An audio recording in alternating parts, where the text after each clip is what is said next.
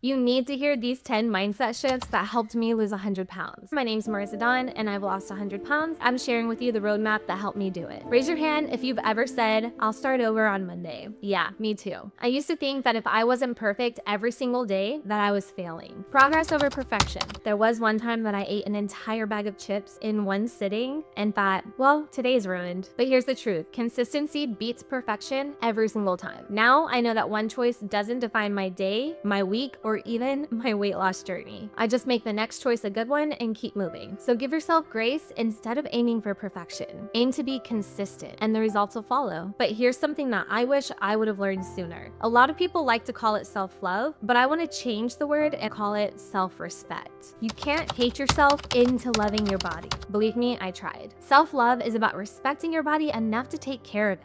I used to work out because I hated the way that I looked. Now I work out because I love how it makes me feel. I feel strong, confident, able, and energetic. Start small. Celebrate the little things, like drinking a glass of water instead of a soda, or going for a 10-minute walk. These moments of self-respect add up. And speaking of little moments, let's talk about a big one, emotional eating. I've been there more times than I can count. If you've ever eaten your feelings, you're not alone. For me, stress meant running to the pantry, finding what I could eat to make myself emotionally feel better. But I started asking myself one question: am I hungry or am I feeling a type of way? Spoiler alert, 9 times out of 10, I was feeling a type of way. Try this next time you're feeling stressed. Pause. Take a deep breath, drink a glass of water, or send a nasty text message to that person, but don't send it, erase it.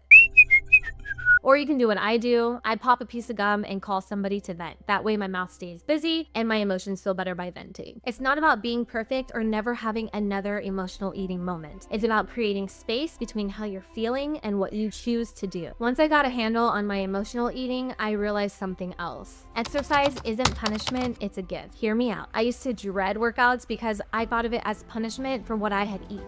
But here's the truth. Exercise is a privilege. It's something my body gets to do, not something I have to do. I honestly had to force myself into this way of thinking because it was so foreign to me in the beginning, but I'll never forget the first time that I ran an entire mile without stopping. I wasn't doing it to punish myself. I was proving to myself that I was stronger than what I thought. Find something that you enjoy, whether it's dancing, lifting weights, Zumba classes, group fitness classes. When you enjoy it, it's so much easier to stay consistent. But here's something else I had to learn the hard way, and I have to remind my clients. Rest days are just as important as workout days. Rest days are not slacking. They're part of the plan. Your body needs time to recover and rebuild. When I started allowing myself rest days, my workouts got better. I felt stronger and actually looked forward to my next workout. But as much as I love movement, food is just as important. And I had to completely reframe the way that I thought about food. Food is fuel, not the enemy. I used to live to eat, not eat to live. I was constantly thinking about what my next meal was going to be. I used food as an emotional crutch to make me feel better, and honestly, it's what I looked forward to every day. But on that same note, it's what kept me feeling hopeless, depressed, and just not happy with myself. I used to think of food as the enemy. If I ate something bad, I'd feel guilty for days. But I realized that food isn't the problem. It just needs to be looked at with a different mindset that food is fuel. When I started focusing on how food made me feel, whether energized or sluggish,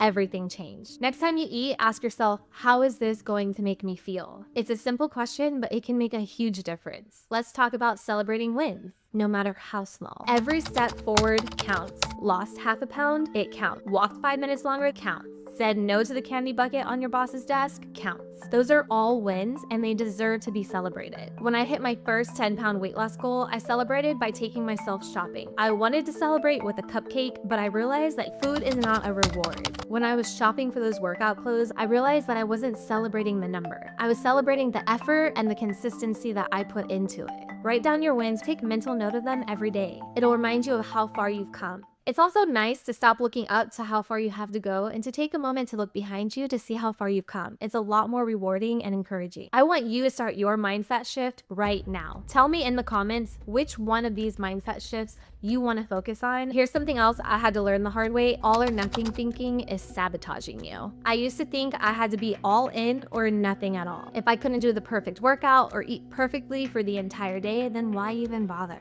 But that mindset is what was holding me back, and it's probably what's holding you back. I'll never forget the time that I skipped an entire week of workouts because I missed my workout on Monday. I thought the week was ruined, when in reality, if I would have done something, it would have been better than nothing for the entire week. Also, focus on doing what you can, not what you can't do. Instead of telling yourself, I can't do that workout, it's too hard, tell yourself, I can do that workout for 5 minutes, and then build on top of that until eventually, before you know it, you'll be able to do that whole workout. Even a 10-minute walk or one healthy meal a day is progress. And this next one is a reminder that we all need. Comparison is the thief of joy. It's so easy to look at somebody else's highlight reel and feel like you're not enough. But here's the thing, your journey is your journey and their journey is their journey. I used to compare myself on social media to people who had totally different lifestyles than me and different goals. Like, why was I comparing myself to somebody who had never been over 160 pounds a day in their life? I don't know. It only made me feel worse, and now I celebrate my own progress. So unfollow accounts that make you feel less than and start following accounts that make you feel inspired, uplifted, and motivated. And finally, we have to talk about it. Self-talk. You are just being way too mean to yourself, sis. We all have this voice that sits on our shoulder that's just a negative Nancy. And then we have this side who's trying to do better and trying to reach their goals. But this voice always outweighs this one. Imagine sitting your mother, sister, or daughter down and saying, you'll never lose weight. You're already way too fat to even get any progress. You can't work out. You can't even commit. We would never say those things to the people we love. So why are we saying it to ourselves? What I had to do, and this may be weird, I had to name that little voice a totally different name. I decided to name her Brenda. I had to separate Brenda from myself. Does that mean I have multiple personalities? Brenda's So rename that voice and just remind yourself that negative Nancy, it's your self-doubt.